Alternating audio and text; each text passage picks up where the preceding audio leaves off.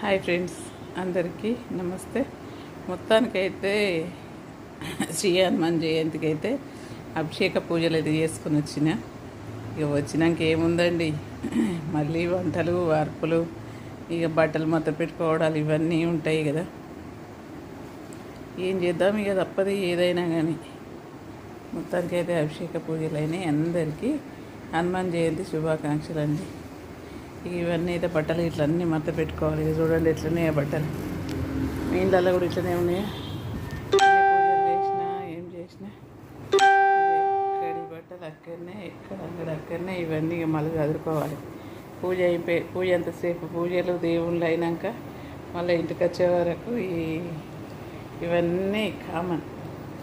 మీకు కూడా ఇలానే ఉన్నారా? మీరు కూడా బిజీగా అందరికీ పేరు పేరున హనుమాన్ జయంతి